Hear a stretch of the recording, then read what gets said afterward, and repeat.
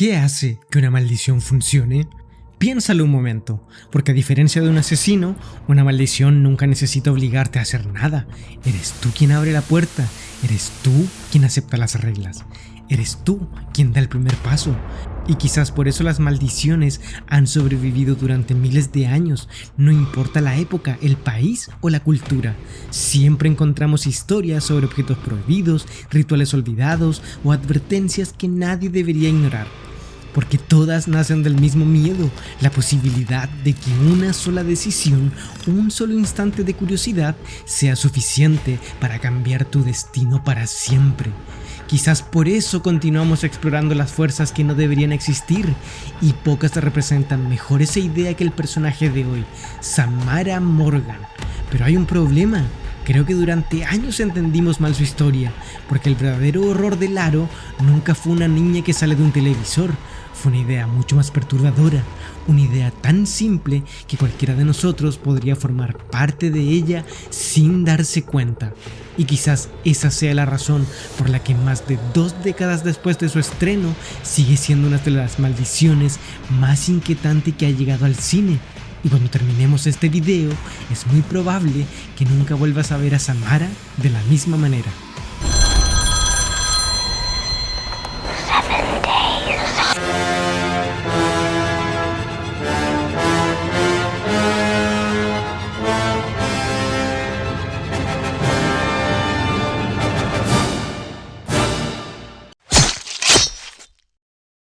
Cuando pensamos en los grandes villanos del cine, casi todos comparten una característica.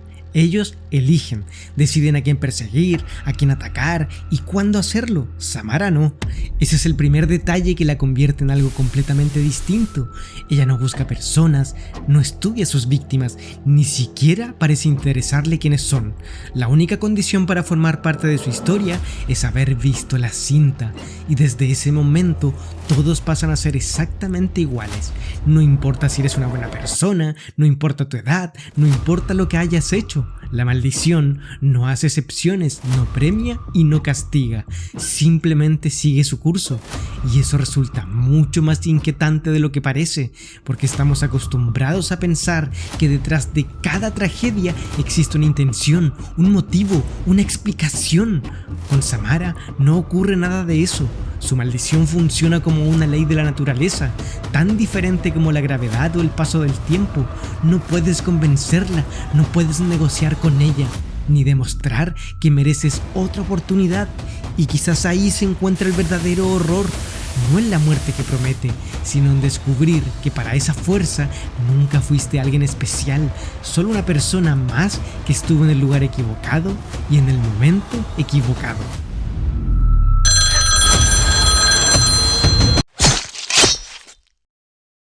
En este punto podría parecer que Samara es el centro de toda la historia, pero creo que ahí es donde la mayoría se equivoca, porque el verdadero protagonista de Laro nunca fue Samara, fue más bien la cinta. Después de todo, una maldición que no puede llegar hasta nuevas personas está condenada a desaparecer, y una que logra reproducirse puede existir para siempre.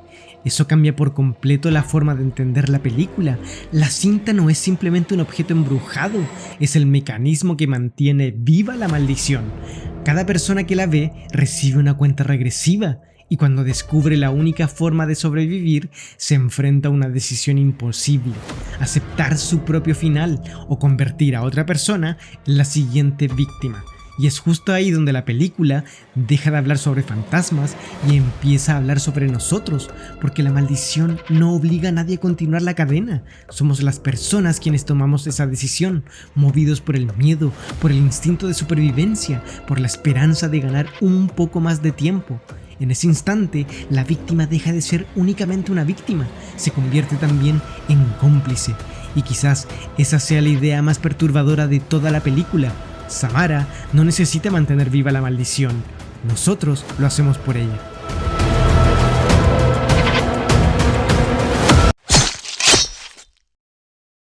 Existe otra razón por la que el aro consiguió diferenciarse de casi cualquier película de terror de su época.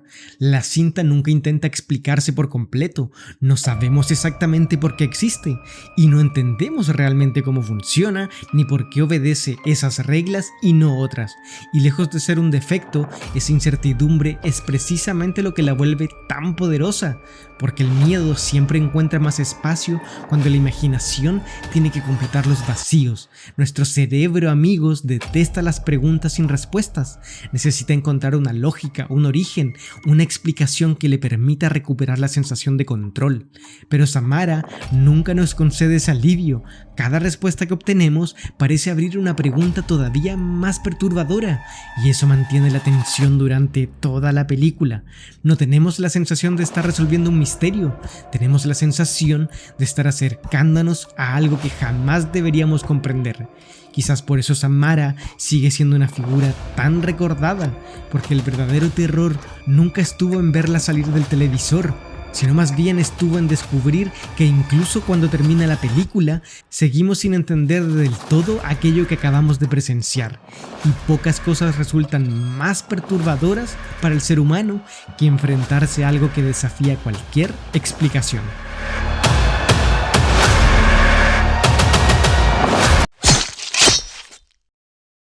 Hay un detalle que suele pasar desapercibido. La verdadera arma de Samara no es la cinta, tampoco es su aparición, sino que son los 7 días, porque desde el instante en que alguien ve la grabación ocurre algo mucho más cruel que una simple condena.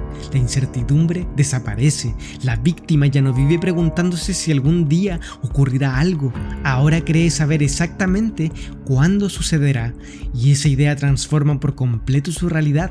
Cada amanecer deja de ser un día cualquiera y se convierte en un día menos.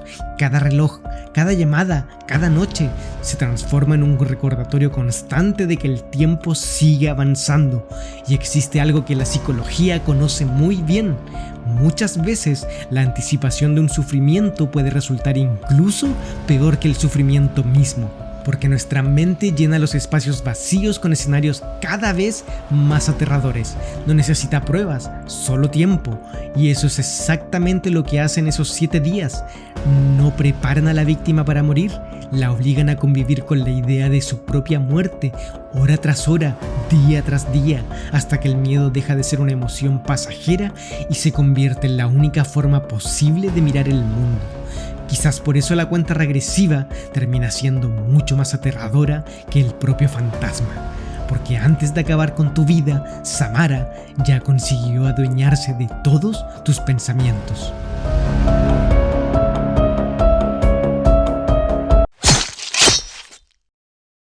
Hay un detalle que demuestra que el verdadero poder de esta historia nunca dependió únicamente de Samara. Antes de la versión que la mayoría conocemos, ya existía la película japonesa. Allí su nombre no era Samara, era Sadako. Y aunque ambas presentan diferencias en su historia, su ritmo e incluso la forma de mostrar el horror, resulta curioso que las dos conserven exactamente la misma idea: la maldición. Eso demuestra que el personaje por sí solo nunca fue suficiente para explicar el éxito de la historia, porque lo verdaderamente aterrador no era el rostro de la niña, ni su cabello, ni la forma en que salía del televisor, era el concepto que representaba. La versión gringa adaptó muchos elementos para conectar con un público diferente, sin embargo, jamás cambió aquello que realmente importaba: la sensación de que una vez iniciada la cuenta regresiva, el destino ya no dependía de la suerte, la fuerza o la inteligencia.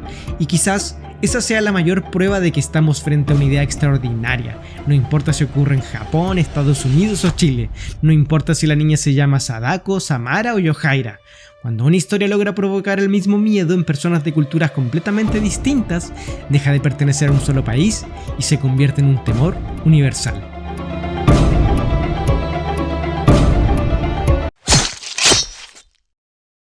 Quizás la razón por la que Samara sigue siendo una de las figuras más inquietantes del cine no tiene relación con un televisor, ni con un pozo, ni siquiera con una cinta de video.